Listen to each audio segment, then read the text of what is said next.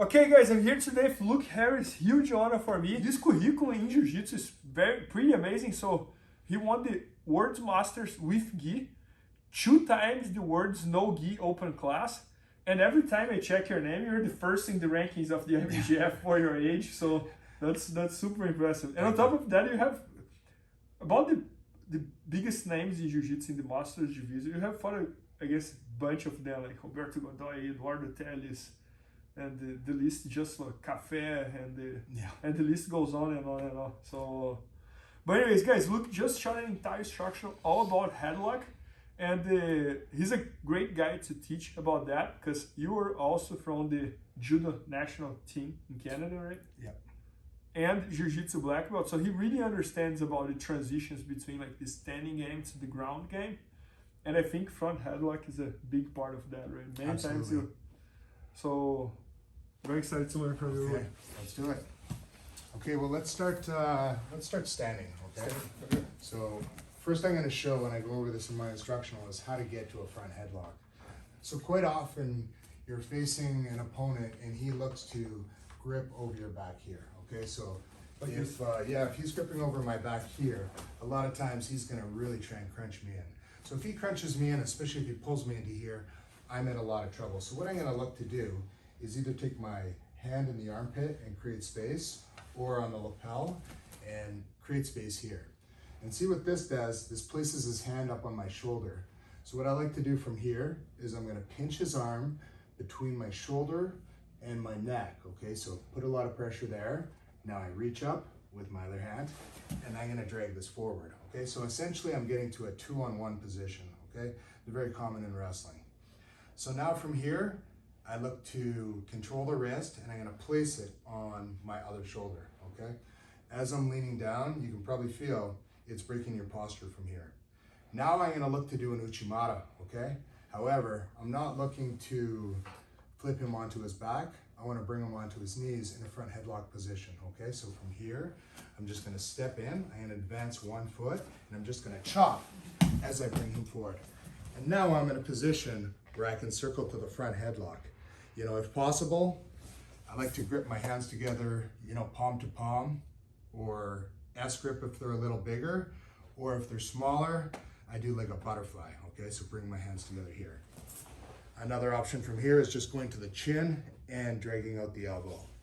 Now from here, I can start going into my submissions. You know, it's very important I don't sit on my knees in front of you, otherwise you can bring your head out, drive me over. So it's important you're sprawling, covering the head, and really pushing your hips forward.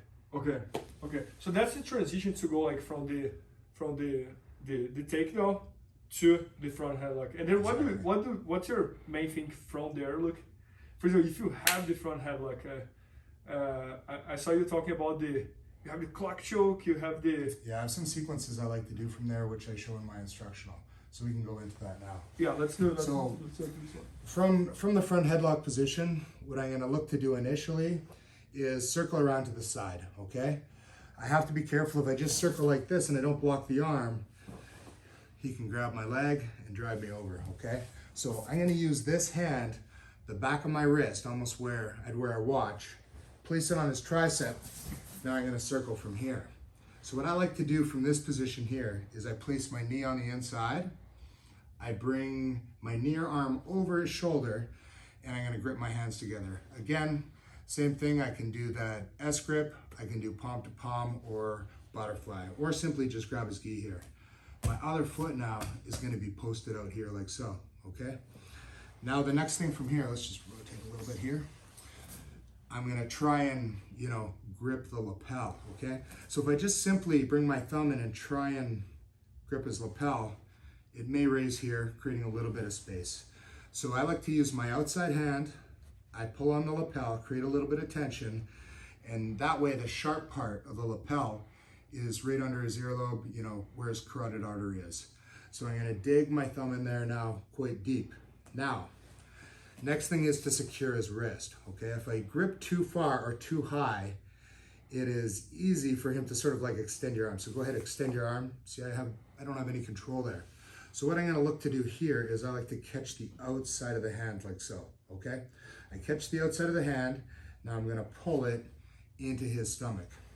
Now from here, I'm gonna look to put my right armpit on the back of his head, okay?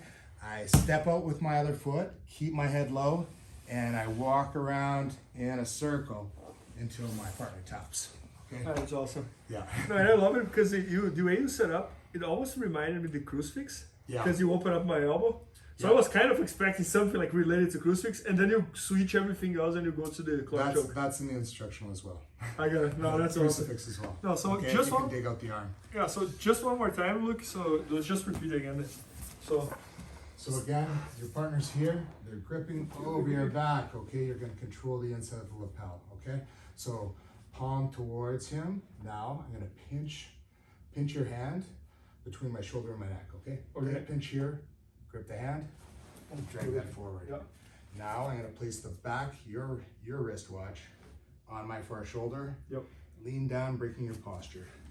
Now I can step in with my outside foot. So I bring it in here and just chop, bring you down, and circle in front. Make sure covering the head. Okay, covering the head. Now block the arm and circle to the back, placing the knee on the inside. Okay, just rotate here.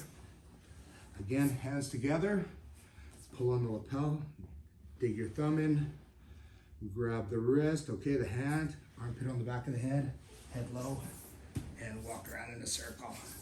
That's pretty nasty. That's awesome. No, that's great.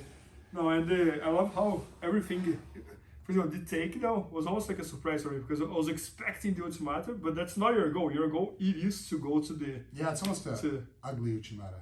I got it. No, but very effective. And you know, one of the reasons I find front headlock effective is because, you know, in jiu-jitsu, everyone is expecting you to circle to the back. Even if you drop them down to their knees, you know, you have to go behind them to get the 2 points in IBJJF. So if you stay in front, you may not score from there, but there's a lot of options for submissions. Yeah, no, and I love that it's a very good transition for gi to no gi as well. Because absolutely. And you know gi, how many attacks you have from there? Yeah. You know, like well, I almost do the exact same thing no gi. However, I can show you if I'm in this position with no gi. Yep. One thing I like to do here is the bulldog choke. Okay. So again, if I can, you know, from this position rather than we don't have the lapel here, so I can even use sometimes both hands to pull this in, okay? Now I can release this hand. This hand, I'm basically gonna use under your nose to lift this up, exposing your neck. I'm gonna slide this hand through. Man, that's awesome. That's awesome. Yeah, and just from here, I'm just cupping the back of your shoulder. Yeah. So Bernardo, try and grab my arm, okay, from here with both hands. You can grab both hands, even if we sit up, and try and pull it away. Yeah, go ahead, use all your strength. It's really hard. Right, yeah.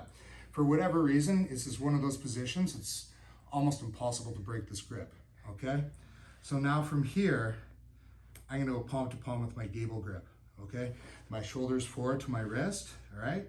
You need, the hand that's in front of the neck is gonna be on top.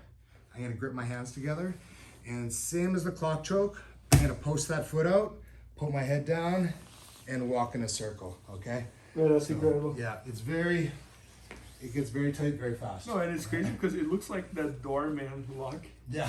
But with a bunch of technique on it, because the keys that you lift up my head, it's almost like a self-defense move, like when you're but you go right to the neck, you don't go like against the... So this hand's here, then the other one sneaks under. No, that's incredible. Yeah, so guys, Luke just shot an entire structure all about front headlock, and as you guys can see, he put a bunch of transitions to how to get there and how to finish when you are there as well. And he's an amazing instructor. He has a very successful academy in Canada as well, in Edmonton. Yeah, St. Albert, Alberta. Yeah. And so make sure to check it out. It's going to be at bjjfanatics.com. Maybe by the time you're watching, it's already there. So hope you guys enjoyed, and thanks so much, Luke. Yeah, thank you very much. Thank you. Please help me out to grow my YouTube channel. Just click subscribe. And to watch more videos, just click under see more videos. I hope you enjoyed. BJJFanatics.com. Use the promo code YouTube Faria to get 10% off any instructional video. Improve your jiu-jitsu faster.